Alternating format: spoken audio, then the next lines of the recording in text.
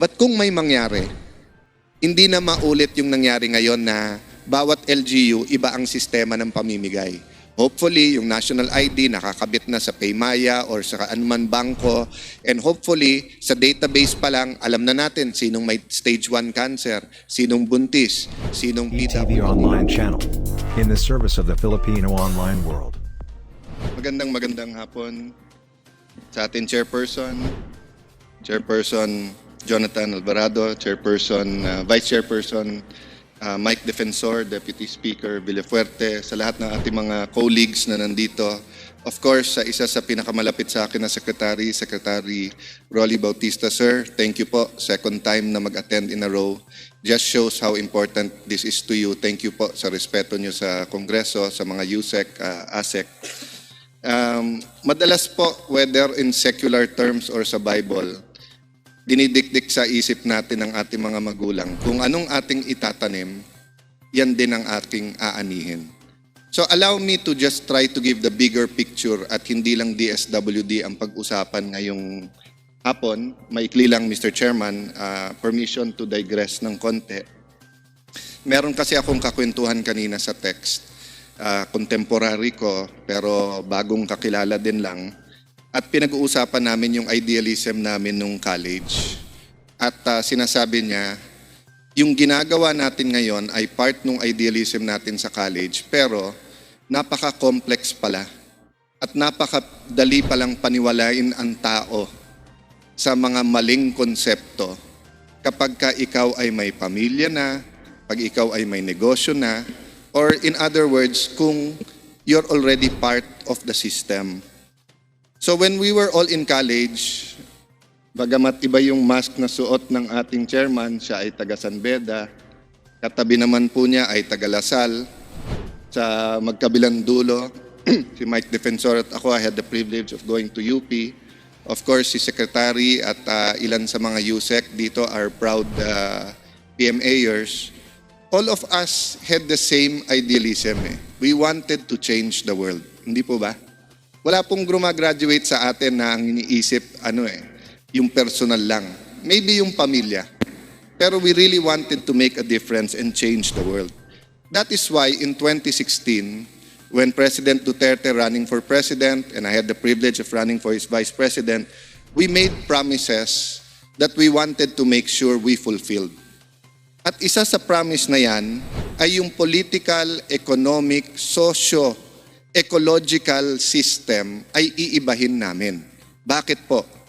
Because under our present system, even good people are not only victims but tend to victimize.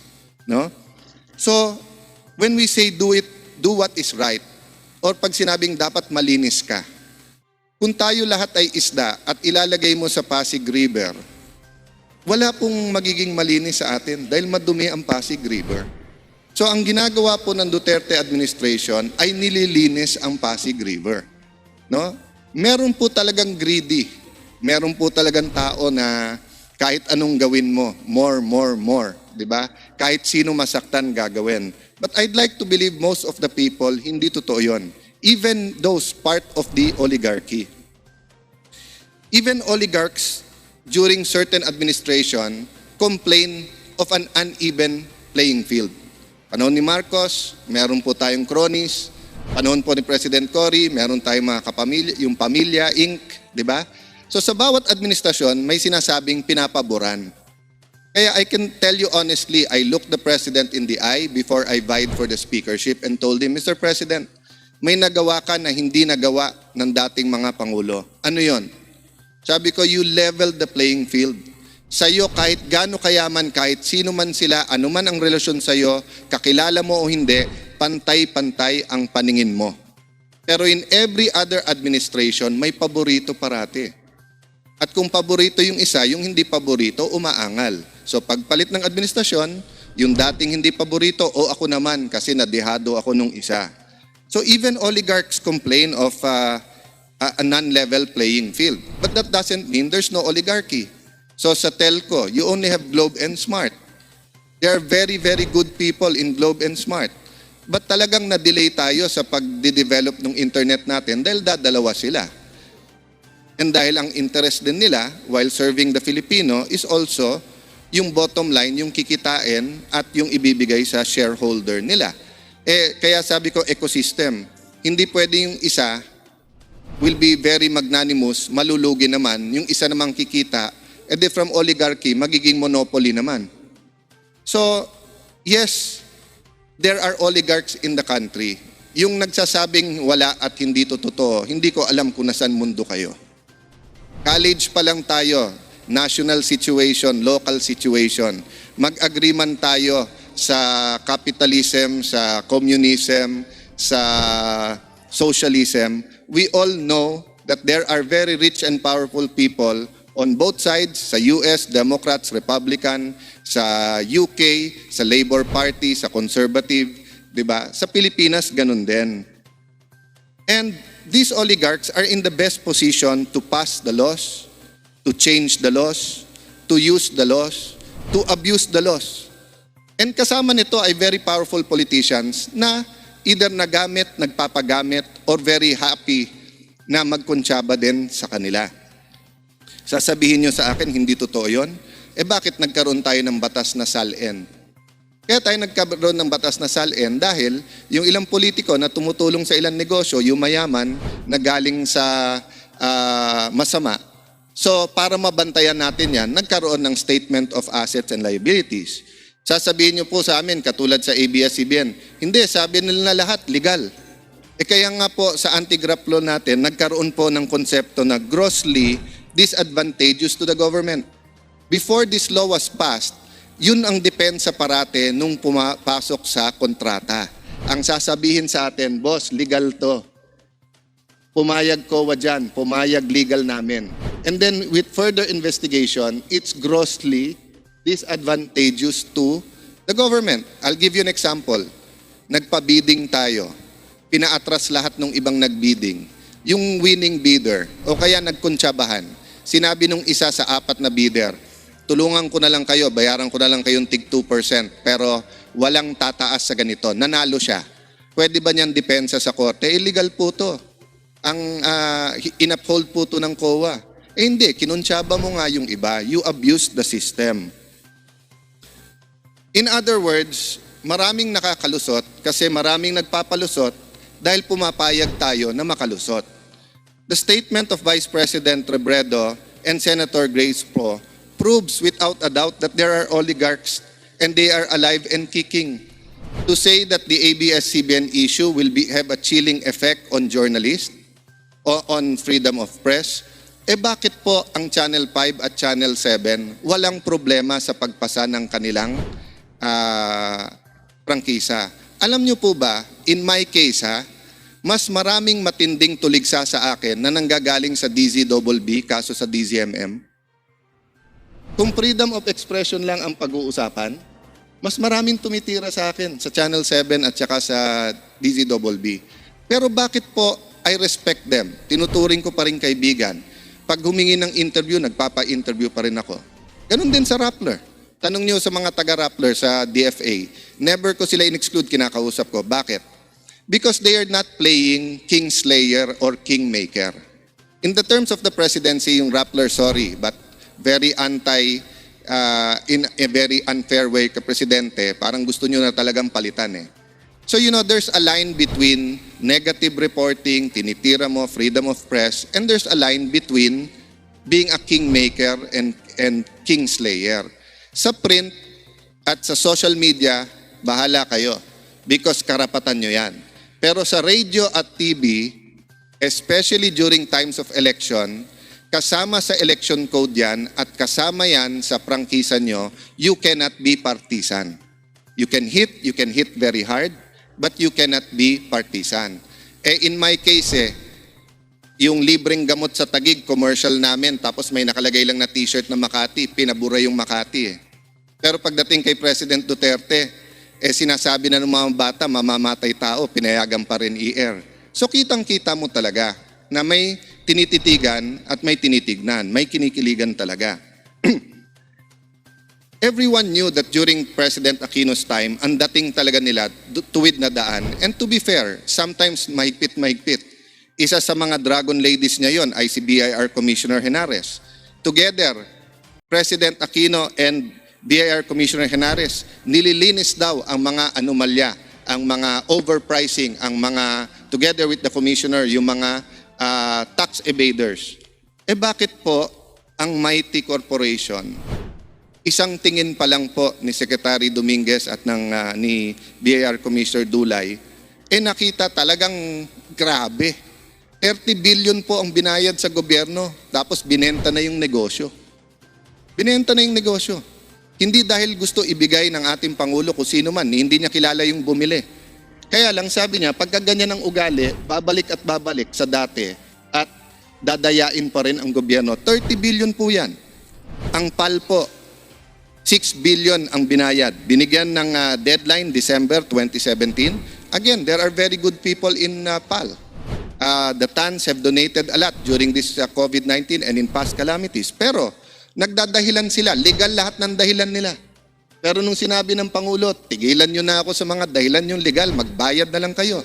6 billion pesos po ang binayad nila. Ang water concessionaires po. Ang arbitration po sa abroad pa ginawa yan. Ang arbitration po, legal yan. May batas po tayo sa arbitration law. Isa po sa pinaka-fair na proceedings yan. Pero ano sabi ng Pangulo? Tignan nyo naman kontrata, simula't simula pa lang, lugi na ang tao.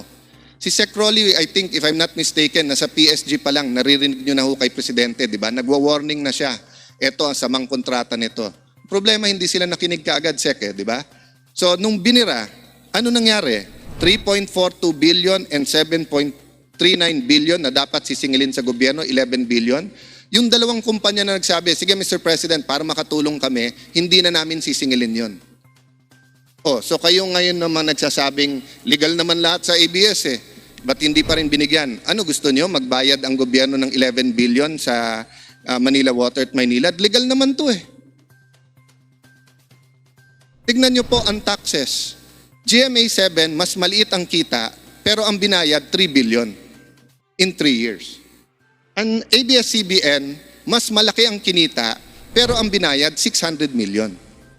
Kung purely private dealings yon, they were dealing with Mike Defensor, they were dealing with one of the sponsors, okay lang Pero airwaves ng gobyerno ginagamit. Tignan nyo gaano kalaki na wala sa gobyerno at sasabihin nyo lang sa akin, legal yon. Napaka-inutil naman natin na Kongreso. Kung lahat ng palusot na sasabihin, legal yon.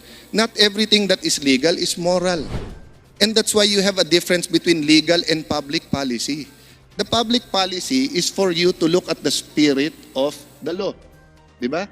So kung yung dual citizenship ay sasabihin mo, kung yun lang po, pwede ko sabihin nagkamali lang Pero if you look at everything together, there was really an abuse of the system. And hindi naman natitigilan Kaninang umaga lang, nag-text sa akin. Sabi, sir, ikaw daw, ganito ka na ganyan, ganyan. Hindi ko kinaila, Amerikana nanay ko. Pero nung nag-decide talaga ako na mag-public service, sinigurado ko po na bumoto sa Pilipinas, and that was the act of having a choice. That's why I never voted abroad.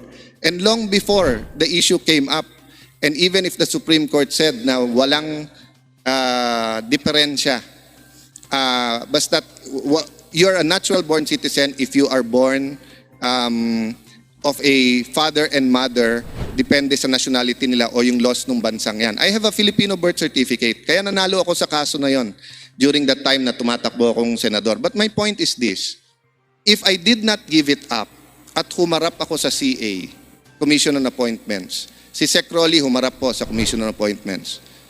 Kung si Sec Rolly po ay half Japanese at half Filipino, at siya po ay DSWD Secretary, tingin ko i-confirm pa rin namin at that time kung nasa Senado ako. Bakit?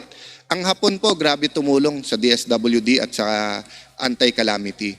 Kung si Sec Rolly po ay sa DICT pumunta o kaya sa DepEd and he was half Japanese, tingin ko wala rin problema. Bakit po? Because high-tech sa Japan technologies for DICT, tapos yung pong DepEd naman isa sa pinakamagandang education system sa Japan. But if Sec Rolly was nominated for DND or for DFA na kung saan may conflict of interest if he was both Filipino and Japanese or Filipino and Chinese at the same time. Or Filipino and American. Bakit? Kung Filipino-American, isipin mo, mag-a-attend ka sa UN, ang dala mo, US passport. Kung Filipino-American, ibig sabihin, pagkalaban at war ang Amerika. As Secretary of the Philippines, at war ka rin. So wala naman sa konstitusyon na kailangan i-reject ng CA yan. So hindi nakikita ng marami po na tumutuligsa sa Congress, hindi po korte ang Kongreso. Kapareho ng commission ng appointments ang Kongreso. It is the fitness. Titignan mo kung fit ba yung bibigyan mo ng prangkisa. Titignan mo yung nag-a-apply. So kung hindi ko po ginive up ang American citizenship, hindi po ako magiging DFA. Ako po mismo, hindi ako magpapanominate sa ating Pangulo. Di ba? So, Mr. Gabby Lopez could have done two things. One, could have not accepted being an officer in ABS-CBN, or he could have renounced his citizenship before he became chairman. But we heard their testimony. Wala man lang remorse. Wala man lang nagsabi sa kanila, boss, baka nagkamali kami, nakinig kami sa abogado namin. Boss, dito sa Big Dipper, sorry, bilyon na wala sa inyo, pero yan ang advice ng tax lawyers Boss, dito sa labor, dapat sinettle na namin yung iba dito rather than tiniro ng tiniro. Boss, dito sa Amkara, tama kayo. Tignan nyo po ang PESA law. Ang sabi sa PESA law, bring in investment and more workers. Yung Big Dipper po, dalawa lang kliyente, parehong ABS-CBN. Hindi nagdagdag ng empleyado. So, what is the purpose of giving them that big a tax break from 2009 to present? And what is the purpose of us all saying it's legal? Kung gawin din ng Channel 7 yan, kung gawin din ng Channel 5. So, mali po si Senator Grace Pot, mali po si Vice President na may chilling epekto sa legitimate free press and media. Hindi. May chilling epekto dun sa abuso ng sistema. The same thing po na nangyari sa ibang malalaking negosyo sa ating bansa. So am I saying that these are evil people? Hindi po. Tignan nyo lahat ng post ko. I never said I was holier than anyone else. Sabi ko nga, we're all equally guilty dahil nasa isang sistema tayo. There are good people, there are bad people. In the oligarchy and in the oligarchic system, there are good and bad people. When I look at Mark Lopez and look at Carlo Katikbak, I sincerely want to give them another chance because I think their generation is different. And I think they had good plans for ABS-CBN. But could I tell my 70 colleagues, ignore the last 50 years. Ignore na yung ginawa sa tax. Ignore yung ibigay sa labor para bigyan ng pagkakataon itong dalawa. Hindi po namin magawa yun No? So even si Presidente, tingin niyo po ba? Ayan po, I mean, hindi pwede magsalita si Sec Rolly dahil as PSG, he has to be quiet. But I was in the room with him many, many times. It breaks the President's heart. Pagkakakilala niya na nangurap, i-fire niya. It breaks the President's heart pagkakakilala niya pero malaking negosyante at kailangan niyang birahin. But you have to make a choice Di ba? Are we for this system? So mabalik dun sa college dreams natin, no? We're in a chance now to change the ecosystem. We're not saying kayo guilty. Hindi. Sinasabi ko lahat tayo guilty. So our job is to fix what's broken, to bring new life to a new socio-political and economic system. It is sad that it's happening during this time na COVID. Kung pwede lang po na yung libong empleyado ng ABS o yung mga artista na may pera, magbuo kayo ng kooperatiba. Kayo na ang magtayo. Sabi naman ni Presidente, benta nyo, no problem. Yung mighty naman, binenta. Tuloy-tuloy naman Hindi naman galit ang Presidente sa ABS itself. Yung sa pag-abuso sa sistema. So we are asking all of you, rich or poor, Bisaya, Ilocano, Bicolano, Tausug, Maranao, Phil-Am, Filipino-Chinese, Filipino-Indian, we're asking all of you, work with the government. We are all guilty but we are all redeemable. Sabi po ni President JFK or John F. Kennedy, change things you cannot accept, but accept things you cannot change. No? So may mga bagay hindi natin ma-change. So sasabihin niyo po ba sa akin, Alan, dahil speaker ka na, dahil komportable ka, dahil maganda namang ginagawa niyo sa Taguig, don't rock the boat. Lahat naman po ng mga oligarchs may negosyo din sa inyo. Kilala mo din yung mga yan. Di ba? Nagtutulungan din kayo sa mga ibang bagay. If we don't rock the boat, paano yung future generation? Paano yung mga nasa college ngayon? Paano yung mga aktivista ngayon? Iba lang ang ating pananaw. Ang ibang aktivista ngayon na sinasabing human rights, wine-weaponize ang human rights at ang tinitignan yung sa kriminal, sa drug addict at saka sa umabuso sa sistema. But this government, this administration, and this Congress is very much pro-human rights. But human rights ng lahat ng Pilipino. This is our chance baguhin ang sistema. Baguhin yung oligarchic system. Anyway, ilan henerasyon na rin naman nakinabang yung mga pamilyang ito. Diba? So, hindi naman natin inaagaw sa kanilang negosyo. At sila mismo, meron bang ama o ina na hindi sinasabi sa anak, anak, may mga kinailangan akong gawin sa henerasyon ko kasi ito sistema eh. Pero ngayon na magbabago na yung sistema, gawin nyo yung tama. So, encourage natin po na maliwanagan ng mga kabataan ngayon that there is true change in the air. It is sad that it is happening during this time of COVID. No?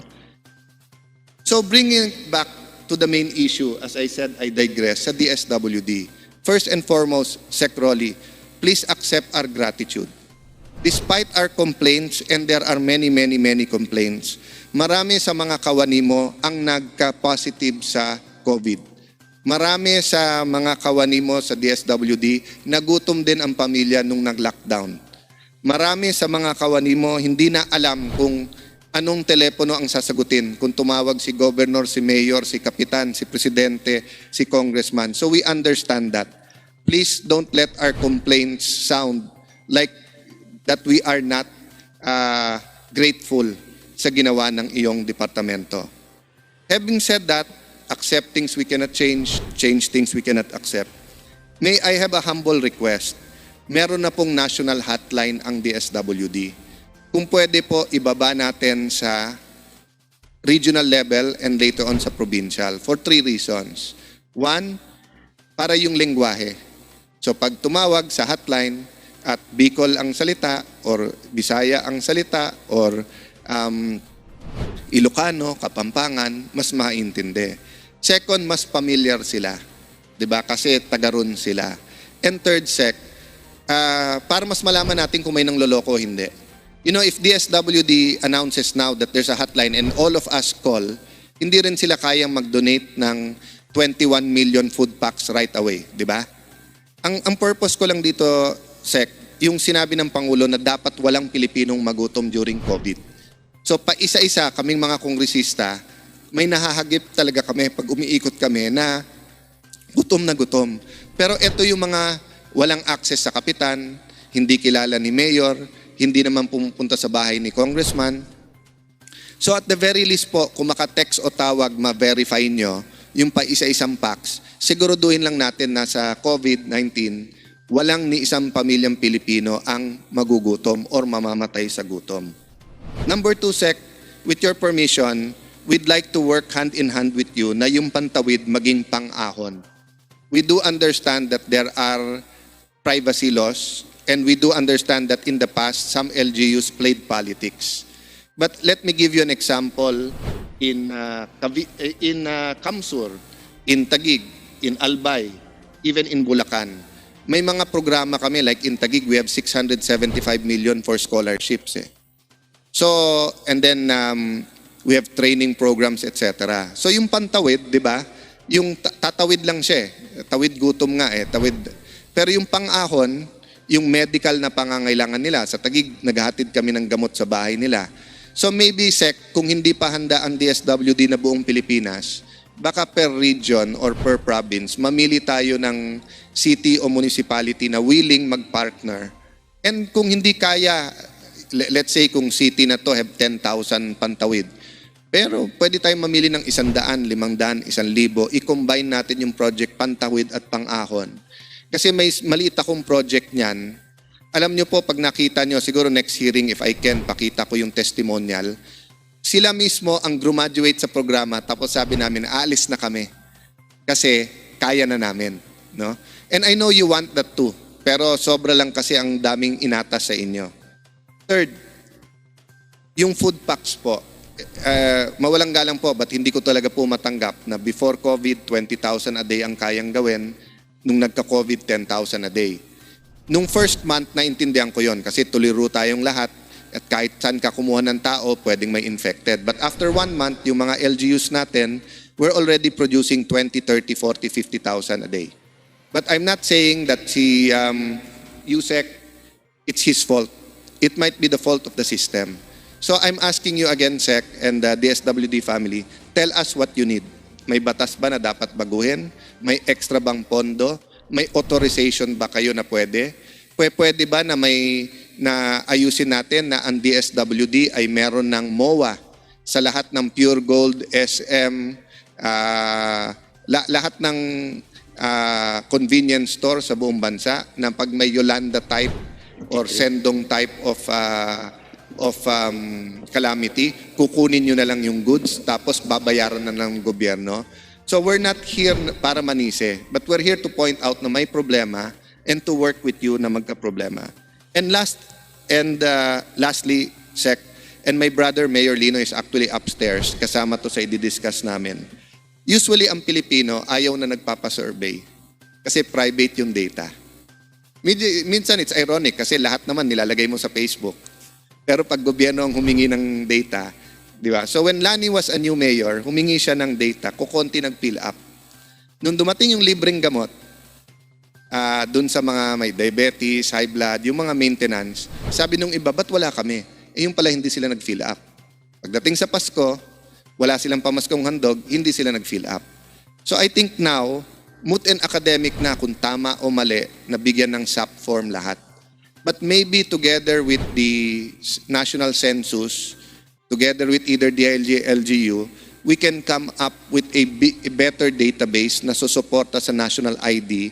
Huwag tayo magtanong ng politika pero panay health and education. In that way, Sec, God forbid na mag-lockdown tayo ulit. God forbid during our lifetime, the lifetime of our children, godchildren, may mangyaring ganito. But kung may mangyari, hindi na maulit yung nangyari ngayon na bawat LGU, iba ang sistema ng pamimigay. Hopefully, yung national ID nakakabit na sa Paymaya or sa anuman bangko. And hopefully, sa database pa lang, alam na natin sinong may stage 1 cancer, sinong buntis, sinong PWD, sinong umaasa lang sa pamilyang OFW at wala. No? So it will be an endeavor. But I think better late than never. And even if it is late, wala naman talagang nakapredict ng COVID-19. So to my colleagues in this committee, I do ask that we ask the hard questions, but I also ask that we put ourselves in the shoes of the men and women in DSWD dahil hindi madali ang kanilang trabaho. So Mr. Chairman, I apologize for taking up some of the time for these issues, but I think it's very important na may tiwala ang tao sa Kongreso, and whether they agree or not, they at least understand kung bakit po ganito ang naging takbo at bakit ganito ang pananaw natin sa pagbabago sa atin political and economic system. Thank you very much, Mr. Chair. Thank you, Chairman Mike Den, and Sec, thank you very much sa inyong pag-attend ulit sa hearing na to. Maraming salamat po sa napakagandang payo at pahayag sa ating nagmamahal na idolo, Speaker Alan Peter Cayetano. Like and subscribe. Watch the previous video. Thank you for watching.